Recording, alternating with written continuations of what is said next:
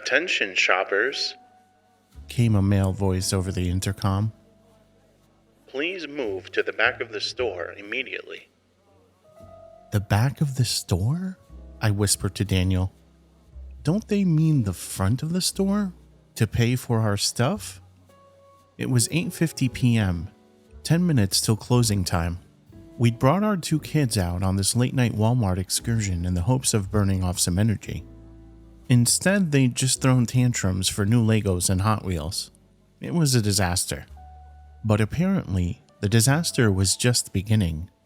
Please move to the back of the store immediately. The voice repeated overhead. This is not a drill. I glanced around, but the other shoppers were just as confused as I was. An old lady looked up at the ceiling, scrunching her face.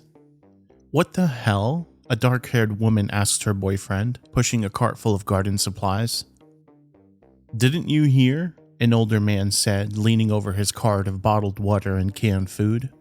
We're in a tornado watch. One touched down in Saurville. A tornado? It was definitely storming outside. I'd seen the black clouds roll in from the east earlier, but it didn't look that bad. Do not stay out in the open.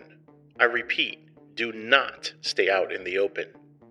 There was a pause, then an explosion of sound as everyone began to mobilize.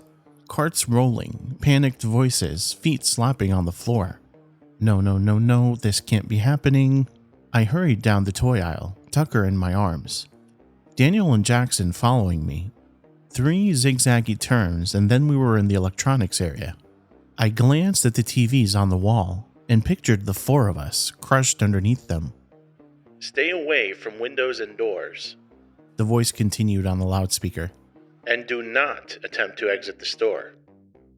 Is it safe here? Daniel shook his head. Big open areas aren't good.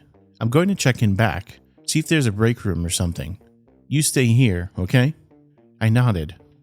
Arms shaking, I sat down on the ground between 2 shelves of video games.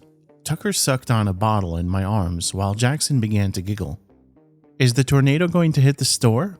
And everything will fly around real fast? He asked with a big stupid grin on his face. I don't know. A tornado. A real-life tornado. Like you see in the movies. Plowing through our town. It was so unfathomable. We were New York natives, transplanted here to Indiana only 6 months ago. I'd never been in a tornado watch my entire life.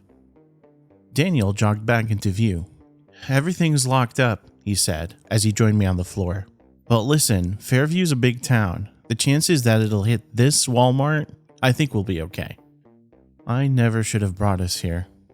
You didn't know. None of us did. He wrapped his arms around me. They should have warned us, like an emergency alert on our phones or a tornado siren or something. The voice overhead rang out again through the store. Do not stay out in the open. Do not make yourself visible. That includes security cameras. I frowned. What does that have to do with tornadoes? A feeling of unease in the pit of my stomach, I glanced up and saw several black globes descending from the ceiling, hiding the cameras within. I guess we should listen to them and get out of sight, I whispered. I grabbed Jackson's hand. Daniel picked up Tucker and we jogged out into the center aisle. The store was an eerie sight. Abandoned shopping carts askew in the aisle, full of everything from pies to batteries to plants. Footsteps echoed around the store from people unseen as they found their new hiding places. We dodged a shopping cart full of soda and then stomped in the Easter decoration aisle. There was a camera in the central corridor, but as long as we stayed in the middle of Easter aisle, we'd be invisible. The 4 of us crouched on the floor next to some demented-looking Easter bunnies. I'm hungry, Jackson whined. Shh. Mommy. I grabbed a bag of colorful chocolate eggs and ripped it open. Here, candy. Happy? I whispered, thrusting it into his hands. Then I leaned back against the metal shelves, panting. But I didn't have long to rest. A mechanical whine overhead, and then the voice came through the speakers again. Keep away from aisles with food. If you have food with you, leave it and move to a new hiding place.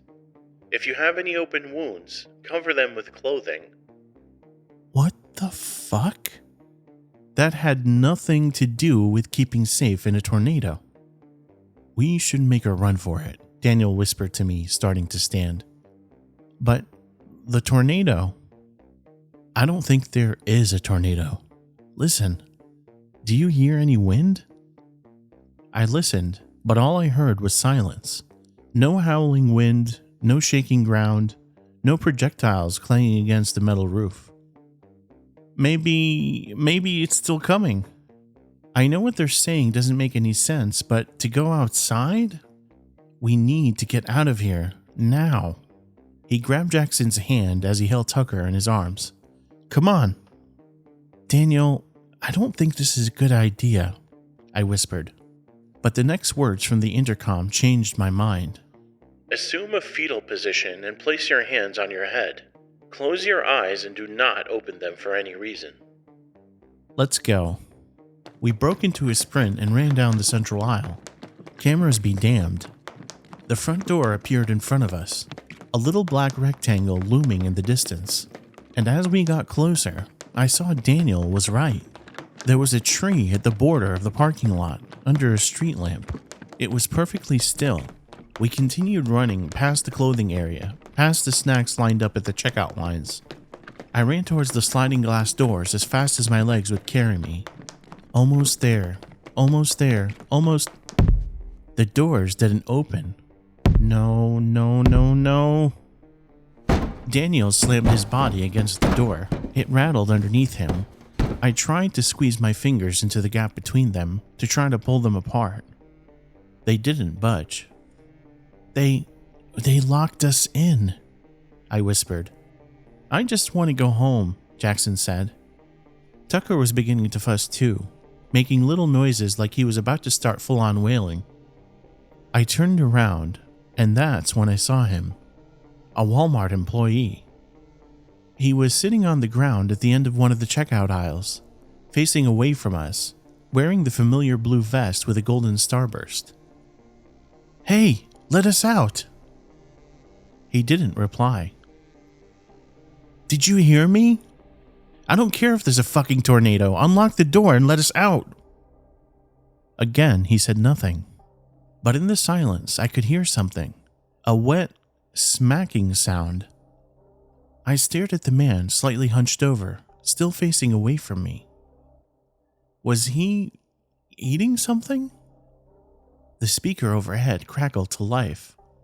Attention, please do not talk to any Walmart employees. My blood ran cold. The smacking sound stopped. And then slowly the man began to stand. He placed his palm on the conveyor belt and pushed up. I could see that they were stained with blood. I backed away, but my legs felt like they were moving through a vat of honey. No. Fingers locked around my arm and yanked. Come on, Daniel shouted. I sprinted after him, deeper into the store. Tucker stared at me over his shoulder, and Jackson ran as fast as his little feet would take him. I was vaguely aware of the slap slap slap sound behind me, but I didn't dare look back. Daniel ran into the clothing area and I swayed, dodging circular racks of t-shirts and wooden displays of baby clothes. He skidded to a stop and ducked into the dressing room area.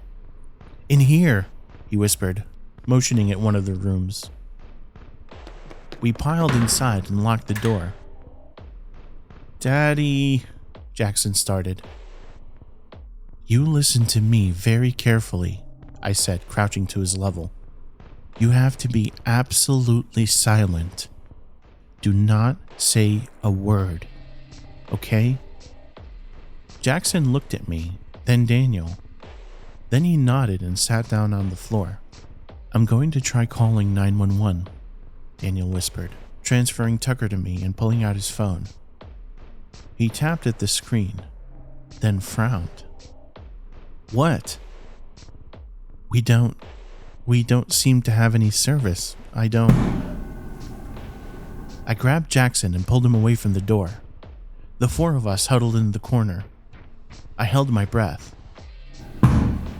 Under the gap of the dressing room door, men's feet in black shoes.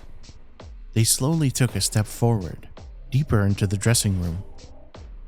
"Don't move," I whispered, holding Jackson. The man took another step. "Don't make a sound. Don't." Tucker let out a soft cry. The man stopped. His feet turned, pointing at us. "No, no, no, no." Tucker let out another cry, louder this time. My nails dug into Daniel's hand. "No." A hand appeared. It slowly pressed against the door, stained with blood, and then his knees appeared, as he slowly lowered himself down to the gap. No. Could he fit under? The gap wasn't small. It was like the stall door to a bathroom. If he flattened himself against the floor, there's a chance he could fit under. I watched in horror as his stomach came into view, his blue Walmart vest as he lowered his body to the floor. Then he pushed his arm under the gap and blindly swept it across the floor, as if feeling for us. This is it. We're going to die. And then he lowered his head. His face. Oh God, there was something horribly wrong with his face. He smiled up at us with a smile that was impossibly wide, showing off blood-stained teeth. His skin was so pale it was nearly blue. And his eyes, they were milky white, without pupils or irises. I opened my mouth to scream. "Attention, shoppers," the voice began overhead. "No, no, no." "Please make your way to the front of the store and make your final purchases. We will be closing in 10 minutes. What? And then, before I could react, something unseen jerked the man out of view. A strange dragging sound followed, as if someone was dragging his body out of the dressing room area. I stared at the door, shaking, as Tucker's cries rang in my ears. But he didn't come back. And within 10 minutes, the usual hubbub of Walmart returned. Voices, footsteps, shopping cart wheels rolling along the floor. Shaking, I finally got up and unlocked the door. The store looked completely normal. People were lined up at the cash registers, placing their goods on the conveyor belts. Employees were scanning tags, printing receipts. People walked towards the glass doors, and when they did, they slid open.